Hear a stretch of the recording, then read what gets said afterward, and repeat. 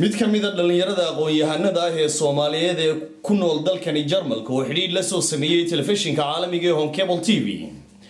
ayaa ka warbixiyay horumarka dhalinyarada Soomaaliyeed looga baahan yahay inay gaaraan isla markaana ay ka faa'iideystaan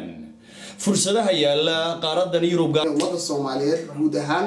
iyo khaasatan dadka dhalinyarada ay ka faa'iideystaan wadankan Jarmalka oo ah hoyga waxbarashada ama lagu tilmaamo Hearts of Europe markii la yiraahdo Hearts of Europe waxa weeye mashiinka aqoonta ama horumarka ee Europe ka socda iftiinka caalamka oo dhan wada gaaray ee Europe aqoontiisu waxa asaas u ah ama hooyo u ah wadanka Jarmalka waxaana kula talinayaa dhalinyarada Soomaaliyeed inay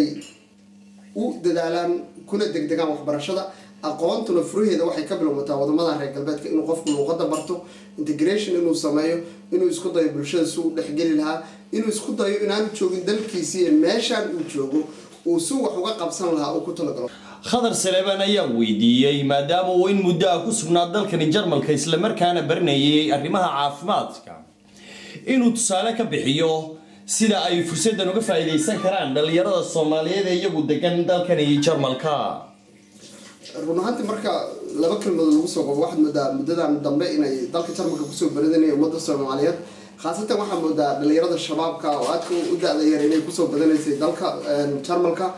waxaan kula talin lahaa ummadaas Soomaaliyeed ama dhalinyarada guud ahaantood khaasatan dadka dhalinyarada ah inay isku dayaan siday ula qabsan lahaayeen wadanka inay yoolweysiyaan inay dalka aqoon kula noqdaan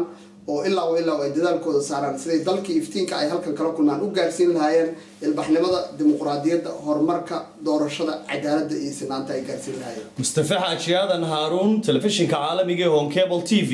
wararka Europa